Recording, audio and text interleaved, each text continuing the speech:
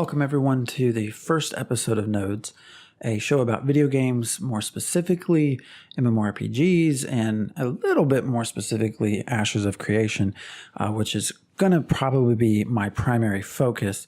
I am Scott, also known as Phantom X in most forums, video games, and other places, also on another show called The Ashen Forge, and thanks for joining. And as the topic for the first episode, I decided to go with stories, the storytelling or the narrative within video games, and specifically mmorpgs.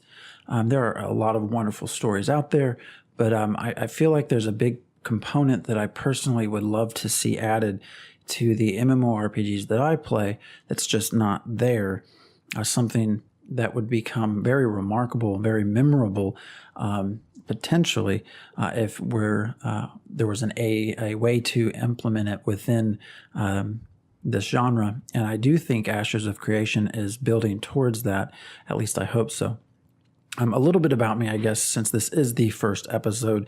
I've been a longtime gamer, probably about 30 years. Started off as a little kid with the NES. I remember getting it. I don't remember how old I was, 7 or 8 for Christmas, and things just took off from there. I was a console player all the way through until 1999 when my uncle, good old Uncle Bill, introduced me to a game called EverQuest. And from there, my passion for mmorpgs just grew exponentially, and that is essentially what I have always played.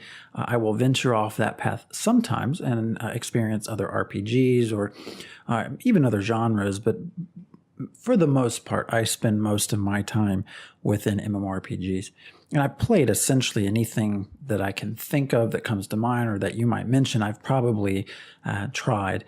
I already mentioned EverQuest, which I spent years in, EverQuest 2, Star Wars Galaxies, Vanguard, World of Warcraft, of course. I've spent the greater part of, how long has it been around now? 10 years, 12 years playing that game, more off and on now than in the past. But I do still maintain an account. Final Fantasy, Elder Scrolls Online, even sort of off the road, off the beaten path, I guess you would say, mmorpgs. One that comes to mind, Rose Online, I spent a lot of time on, which I'm not ashamed to say. I spent a lot of time playing that. It's actually still available to play. But I've really sort of shifted towards, at this point, I don't have a lot to play. I've sort of experienced everything personally that I find rewarding. I had been hoping for EverQuest Next. That's really where my passion into doing things like this grew. Once that was announced, it kind of took me to a different place. A lot of the features that were going to be implemented, and really out of that passion, that interest, I got much more involved in community. Ran a fan site, helped create Theory Forge, which is still going on with 2 shows now. Unfortunately, EverQuest Next was canceled, and from that, I have been left kind of waiting. And I mentioned before that Ashes of Creation will probably be a big focus here, because I do think that seems the most similar to EverQuest Next as far as what they want to implement, the design choices. So that's probably where I'll spend a lot of time. There are some others that I'm looking forward to: Chronicles of Valyria, Pantheon. There's quite a few coming, but again, Ashes of Creation is probably where I'll spend most of my time. And that sort of brings me to, well, why? A lot of it has to do with gameplay and other things that I'll probably get into in future episodes. But a big part of this comes down to how they are going to allow storytelling or the narrative of each server to come about. Video games as a medium are, I think, incredibly important for telling stories, and we see that. There are a lot of video games out there, single-player games, just a lot of stories, a lot of narratives that are very touching. People remember for a very long time. And, I think they have the impact, or they can have the impact on the same level of literature, movies, art, music. You actually get to wrap all of that into one package, which I think puts video games in a very interesting area of its own. And again, from that, we have had really, really good stories that come out of it, but they're shared experiences. Generally, after you finish a story within a single-player game, there's not a lot of change to it. The difficulty level of the game might change, but the underlying story more or less stays the same. Now, there are obviously some exceptions to the rule, but for the most part, everyone shares the same experience. So when you're talking about a game and you meet someone, you're not necessarily talking about what you experienced as far as story, because everyone experiences the same story. And that really carries over into MMORPGs. And this is where I hope Ashes of Creation will change things. MMORPGs generally follow the same pattern. They have a similar story structure or narrative that everyone follows and everyone gets to complete. Now, there will be some obvious changes from that underlying story. So I guess what I'm saying is, if you start, different classes might have different starting stories, or different races have different starting areas. And with that, you will experience the beginning stages of that story, I guess, differently. But ultimately, everyone is sort of funneled towards this developer-driven narrative. And most day and age now, it culminates in sort of raids, I guess, the stories that come out of how the world changes. But it's all pre-programmed, and everyone gets to experience the same thing. So, for example, if I meet someone and I talk to them about World of Warcraft, I'm not necessarily going to ask them about their the story at the end of the game. We all experienced it. We all got to see the same cutscenes, the same words that we heard, either saw or spoken, the dialogue. It's all the same. And while there can be some memories that come out of it, I don't think it's anything that's overly impactful. I don't think it's necessarily something that's going to persist. Now, there, again, are always exceptions to the rules. There are people who are very involved in lore and know all of these things, but I can't really remember a lot of the story necessarily from Vanilla WoW or Burning Crusade. Usually I'll be able to remember what I most recently played, and that sort of was what sticks with me. And that really is in almost all MMORPGs that you play, is that same funnel. You're funneled towards the developer-created storyline. I do have my own memories, I guess, of EverQuest and things where I will remember certain events. I think that's more nostalgia related than storyline related. Obviously, with EverQuest, at least early on, there was really no story, so it's not really story driven. But it's probably more nostalgia, and that's where I think MMORPGs can really be advanced into a much better area, and that is in the storytelling. It's how do we present a world to a player and they remember the story of that server. Some things, there's, again, small deviations from this, but nothing too grand. I mean, I even think of World of Warcraft and the Gates of AQ opening, and everyone rushing to be able to experience that opening. And each server, I guess, got to that point at a different rate, but it was still the same story. Now, someone will be able to say, I was the first to do this, but they're not going to tell a different story from someone on a different server necessarily. Or maybe there's some middle, some battles that take place on one versus the other as far as PvP servers versus PvE servers, but the story is basically the same. And then you get into the instance and it's all the same. That is what I wish or I hope will change with Ashes of Creation. It's how do we change that? How do we allow players to create their own story? And one example that I love that I actually don't play is Eve. When it comes to video games, I'm much more interested in high fantasy, much less interested in sci-fi and space exploration, and I just never could really get into Eve. However, I probably know more about Eve's server history than most of the games I did play. And I think that's because of how they allow the story to be created. And I wish that I could see that in a high fantasy setting or in a game that I enjoyed to play. distinctly remember articles in PC Gamer and other places of the intrigue, the conflict, the cooperative nature of different groups, and how they took down, a larger, more menacing group, and just the battles that come out of that. And they're entirely player driven.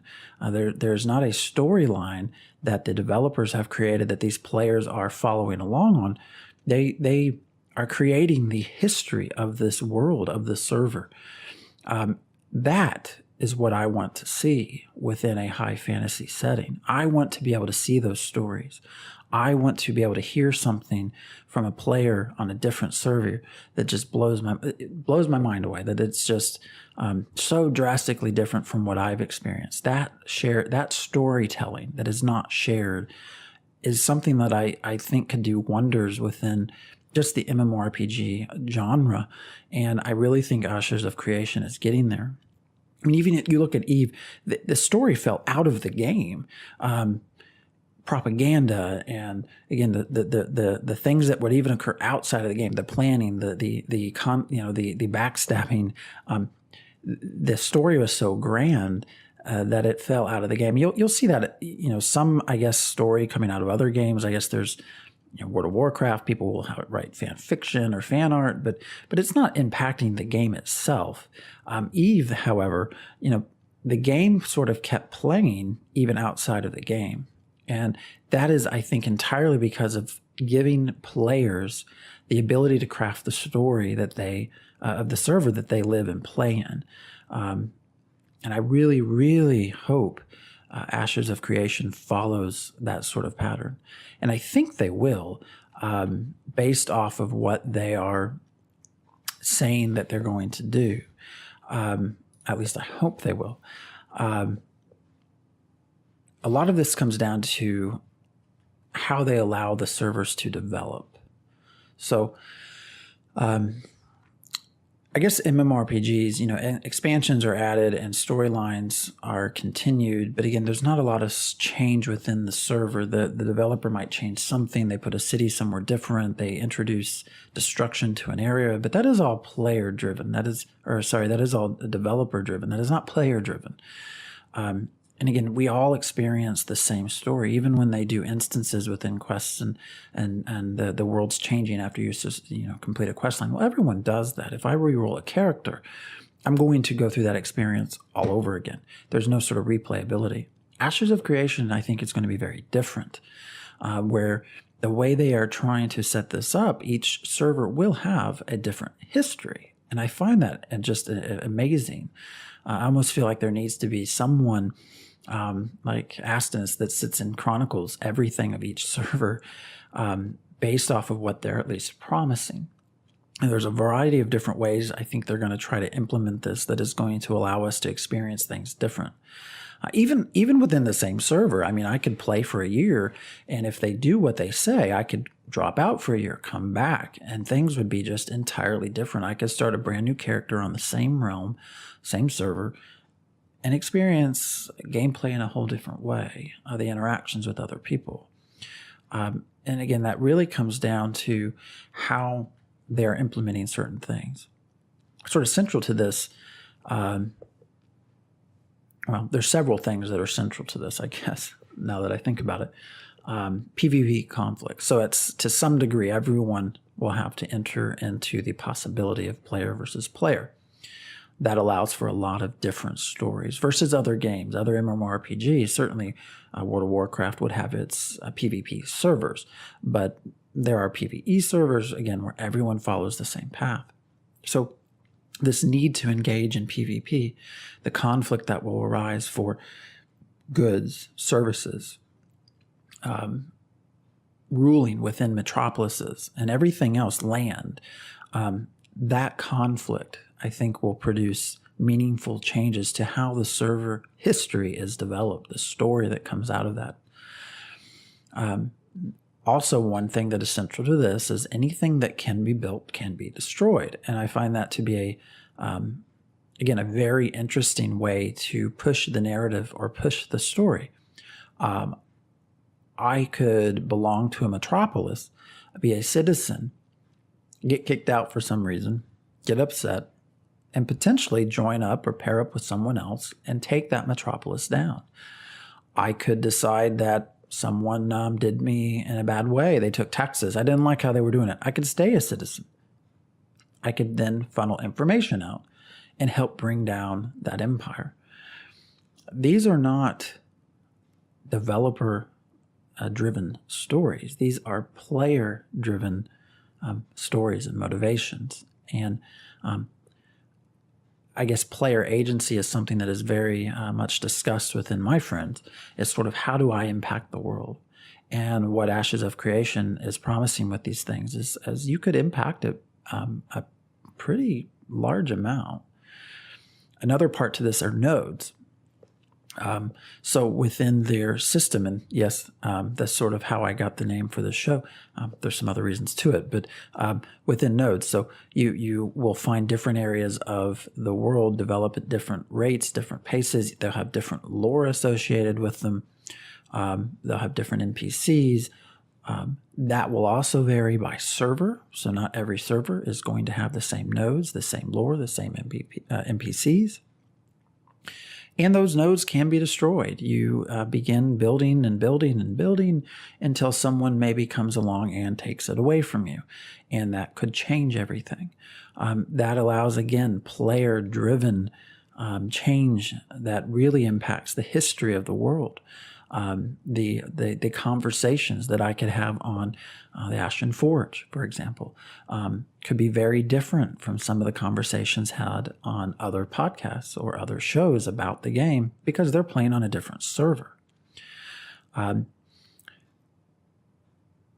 would say also when it comes to nodes, I mentioned lore. So one of the things I find interesting that Ashes of Creation is going to be doing is they are not just necessarily allowing players to create everything. They are introducing backstory and lore, and there will be quests and narrative that they add in.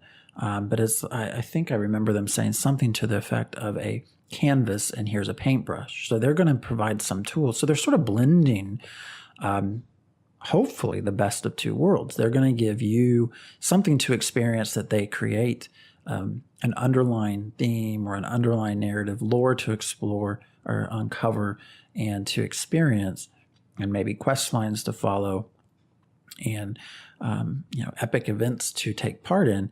But they're combining this with the possibility of player creation and destruction of essentially everything, of what unlocks certain parts of lore.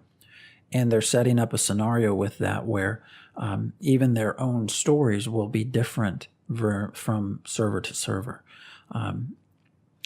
Depending on the nodes and what occurs there, how the players create these things, one server will not be like the other, not only in the player-driven storytelling, but also the developer-driven storytelling. So you're sort of getting both things here. There's some other parts to this, I think, that also will impact how that story unfolds. So allowing player-driven governments. Obviously, anytime someone has power, there's going to be conflict. Someone else is going to want that power. Someone else is going to feel upset about what you did with your power. But they're also going to have a means to take you out of power. So again, some of the potential stories that could come from this are just very intriguing, very amazing, really, to think that a player could rise up, become a king or a monarch, and other players actually take that away from them. I will say, side note, Chronicles of Illyria are also somewhat doing this with player-run governments and some other things. Now, again, I'm not going to necessarily get too far into their game, but they also are allowing some of this change in a sort of parallel or similar fashion. So hopefully that means this will start showing up in other places. The other thing I wanted to mention was also economy. Everything is player run from the economy standpoint as well. That is also going to introduce the potential for some interesting narratives, interesting stories that come about. Stealing from someone, or the harvesting and ruining of another person's business based off your own. I mean, these are all things that could truly impact the world and the server history. And that's the big thing that I guess that I want to mention, because I mentioned before there are role playing servers. People will come in and role play with what they have, and they'll create their own story. But that really does not impact the server. That does not impact someone else coming from or joining for the first time and what they're experiencing or seeing. However, in this sense, again, with all of these different things and going back to player economy, well, if someone decides to hoard a certain amount of valuable materials, that will very much impact the rest of the server. They're going to plan for, certain nodes to have certain harvestables, or this ore is only found in this node. So you actually are going to have to really rely on other players. And when you have to rely on other players and not just a automated auction house or NPCs, that introduces this unknown, this possibility of growing narrative and conflict that when you take all of this together, I think is just truly, truly amazing. And that's really where I came up for the title of this, is what's your story? Because I can imagine meeting people as they play this game, as it moves along, and being able to tell me the server history, the story of what they've experienced, and how very different that is from what I've experienced. And again, that I think becomes so intriguing and adds a layer of to the game that I think could just really push forward the MMORPG genre.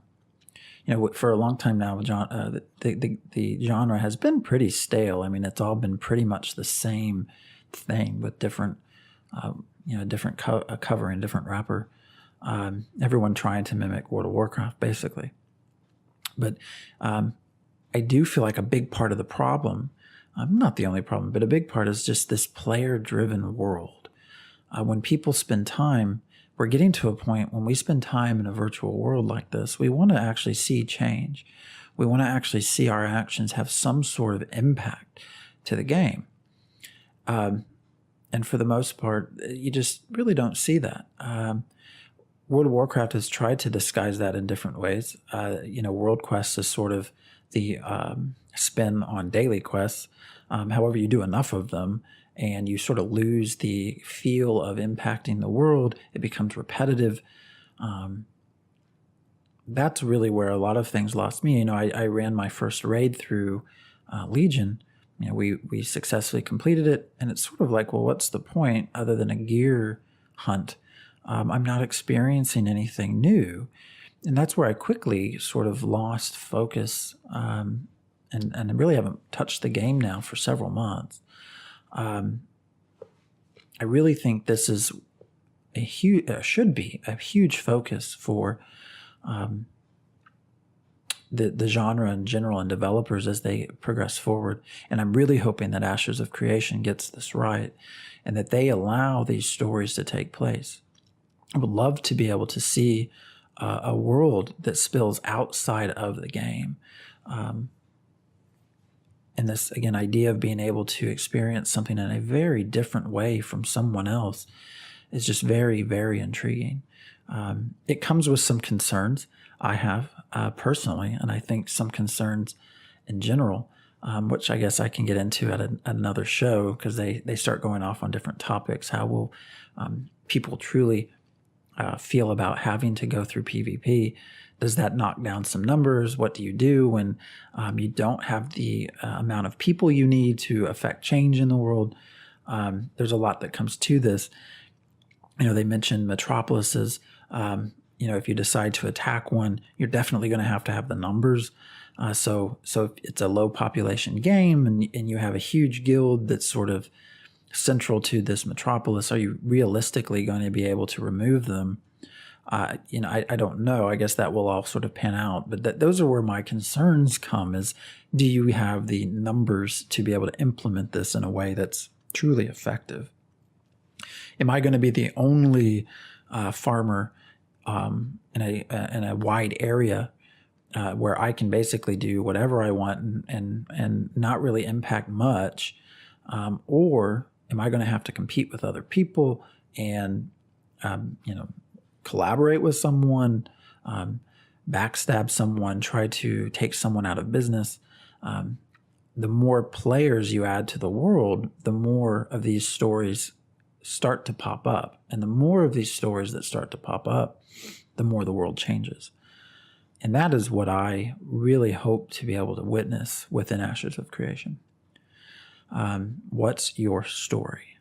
What did you do on your server when it released? What did you do last year? What did you experience?